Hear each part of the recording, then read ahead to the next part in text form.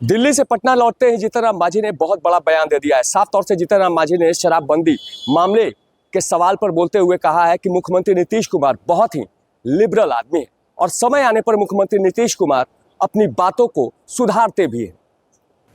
अब इसमें हमको क्या करना है, उनके अपना अंदरूनी मामला है। और विधायक दल का नेता का सवाल क्या है कि जो 5-10 रहते हैं वो भी चुनते हैं। तो बात तो सही है कि लालू जी साथ दे रहे हैं तेजस्वी को। हालांकि बड़ा हीनियस एक तरह से मैं कहता हूँ क्राइम हुआ है।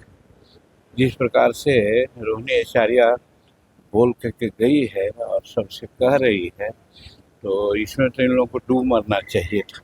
लेकिन उसके बावजूद भी ये लोग ढिठाई कर रहे हैं। तो हम लोग तो बहुत पहले से कहते थे, जब बोलते थे कि इतनी नौकरी दे देंगे, ये कर देंगे, वो कर देंगे, तो हमको तो लगता था कि प्रलाप कर रहे हैं। कोई ठंडा दिमाग वाला आदमी ऐसा नहीं बोल सकता है। और ये बात को हर मीटिंग में हम उछालने का काम किया। और धन्यवाद देते हैं बिहार के आम जनता को जो हम लोगों की बात को समझने का काम किया। और नरेंद्र मोदी जी और नीतीश कुमार के कार्यों को और डबल इंजन की सरकार को आगे बढ़ाने का उन लोग ने जो निश्चय लिया वो बहुत काबिल तारीफ है। और ख़ास करके महिला और युवा जिनके लिए नीतीश कुमार जी ने काम किया है वो आज सामने आया और काफ़ी प्रतिशत के लोग वोट दिया।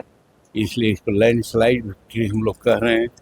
और इन लोग जो गलत काम कर रहे थे उसका उजागर अब उनके घर से ही हो रहा है। अब दुनिया समझेगा और वो लोग भी समझेंगे कि क्या है। हम समझते हैं कि इनका अवसान का समय आ गया। सबसे अच्छा स्ट्राइक रेट रहा है भाजपा का, उसके बाद मेरा रहा। बात सही है। इसमें हम जनता को बहुत धन्यवाद देते हैं, लेकिन अब वो बात न कहेंगे। डिप्टी सीएम का सर क्या अब ये तो नेता बताएंगे, हम लोग इसमें कुछ नहीं कर सकते हैं। नीति निर्णायकों में हम नहीं हैं, इसलिए नीति निर्णायक जो हैं वो लोग बात करेंगे। देखिए, अभी हार हुई है। यहाँ हमारे जो राष्ट्रीय अध्यक्ष हैं हम लोगों ने बैठक में समीक्षा किया है। क्या उन लोग किए हैं हमको पता नहीं। हम तो दिल्ली के लिए गए थे, आज आए हैं। कल बातें होगी, बात होने के बाद समझा जाएगा क्या होगा, क्या जाएगा, क्या मिलेगा, नहीं मिलेगा। इसकी जानकारी अभी हमें नहीं है। पहले नेता पद का चुनाव हो जाए, नीतीश कुमार मुख्यमंत्री का शपथ ले लें, उसके बाद कुछ बातें होगी। सर डिप्टी सीएम के सर क्या लगता है सर कि डिप्टी सीएम तो बनेंगे ही, निश्चित है कि 2 बनेंगे या 3 बनेंगे, कहा नहीं जा सकता, लेकिन 2 तो निश्चित बनेंगे। और सर क्या हम पार्टी से क्योंकि जो स्ट्राइक रेट रहा नहीं, हम पार्टी का कोई किसी प्रकार का डिमांड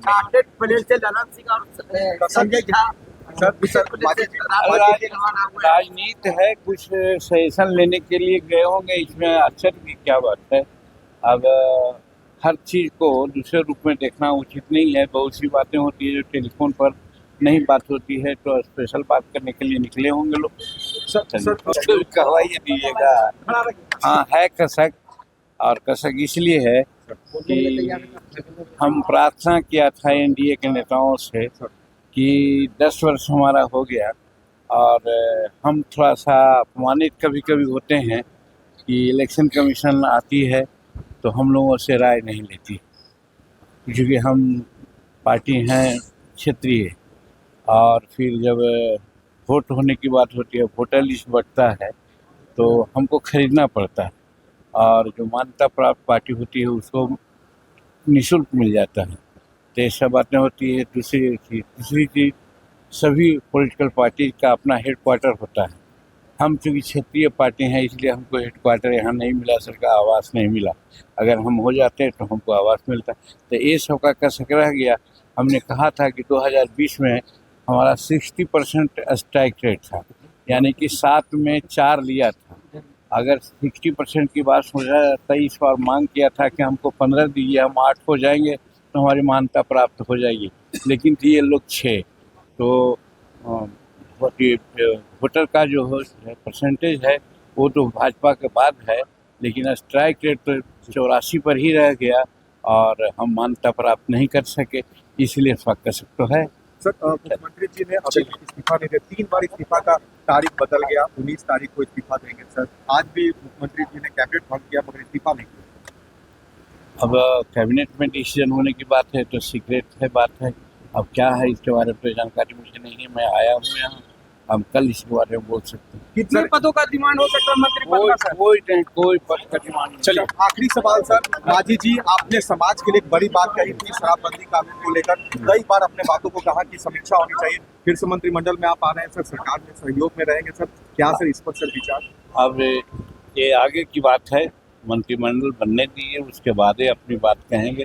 और जिस बात को हम दिल से सोचते हैं, समाज के हित में सोचते हैं, उस पर हम अडिग रहते हैं। लेकिन सभी बात सब समय नहीं कहा जा सकता है, समयानुकूल इस पर विचार किया कुछ जाए। समीक्षा होगी सर, ये तारीख को लेकर खास करके बाकी सब नीतीश कुमार समीक्षा किया सर, हाँ हो जाएगा सर, आप हम जाने दीजिए सर को। कुमार जी बहुत लिबरल आदमी है, हर चीज को समझते हैं और समय के अनुसार अपनी बात को सुधारते हैं।